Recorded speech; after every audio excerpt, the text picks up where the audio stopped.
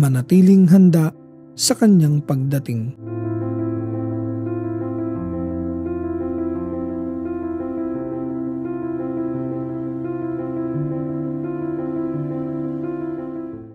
Ang kaharian ng langit ay maitutulad dito. May 10 dalagang lumabas upang sumalubong sa lalaking ikakasal. Bawat isa'y may dalang ilawan. Ang 5 sa kanila'y hangal at ang 5 na may matatalino. Ang mga hangal ay nagdala ng kanilang mga ilawan, ngunit hindi nagbaon ng langis. Ang matatalino na may nagbaon ng langis, bukod pa sa nasa kanilang mga ilawan. Naantala ang pagdating ng lalaking ikakasal, kaya't inantok at nakatulog sila sa paghihintay. Si Jesus ay nangaral tungkol sa katapusan ng panahon at kung paano mamuhay sa kasalukuyan sa paraang nagpapakita na ang isa ay handa na para sa katapusan ng panahon. Sa Ebanghelyo ngayon, 2 magkaibang paraan ng paghihintay ang ipinakita. 5 dalagang may langis sa kanilang mga ilawan at nagbaon pa ng ekstra habang hinihintay nila ang pagdating ng lalaking ikakasal.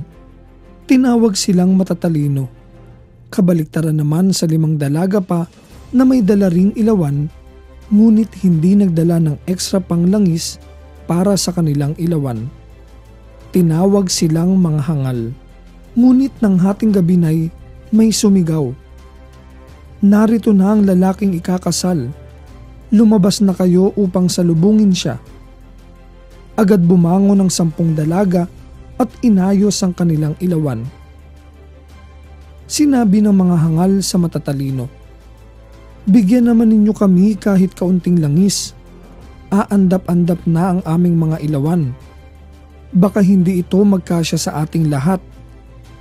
Mabuti pa'y pumunta muna kayo sa tindahan at bumili ng para sa inyo," tugon naman ng matatalino. Kaya't lumakad ang 5 dalagang iyon upang bumili ng langis. Habang wala sila, dumating ang lalaking ikakasal. Ang 5 nakahanda ay kasama niyang pumasok sa kasalan at isinara ang pinto. Pagkatapos, dumating naman ang iba pang dalaga.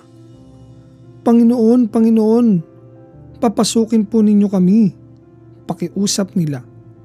Ngunit tumugon siya, "Sino ba kayo? Hindi ko kayo kilala." Pagkatapos nito'y sinabi ni Jesus, "Kaya't magbantay kayo, sapagkat hindi ninyo alam ang araw o ang oras man."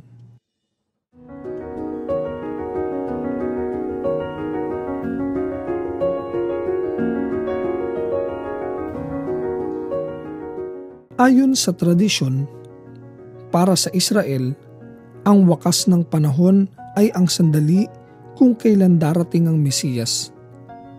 Mamamahala sa lahat ng mga bansa at magiging paborito sa kanila at hahatulan ng Diyos ang lahat. Para naman sa mga Kristiyano, si Jesus ay ang Mesiyas na darating muli sa katapusan ng panahon upang hatulan ang lahat at upang pasinayaan ang kaganapan ng kaharian ng Diyos, ang langit. Ayon sa Katesismo ng Iglesia Katolika, ang pagdating ni Kristo sa kaluwalhatian ay nalalapit na kahit na sa atin ay di ipinagkakaloob na malaman ang panahon at sandali na itinakda ng Ama sa kanyang kapangyarihan. Ang pagdating na ito na tinatawag na eschatolohiko ay maaaring maganap sa anumang sandali. Bagamat ang gayong pangyayari at huling pagsubok ay nakatakda sa mga kamay ng Diyos.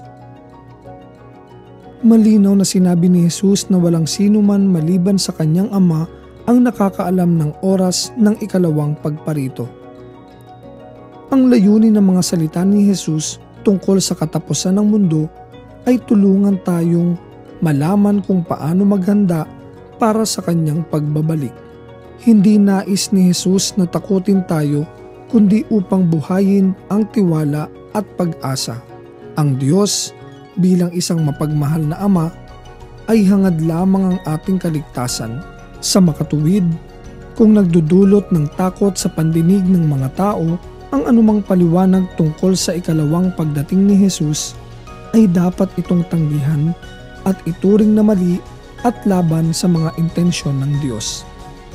Ang angkop na aksyon ay maging alisto at mapagbantay at mamuhay sa paraang laging handang tanggapin si Jesus anumang oras.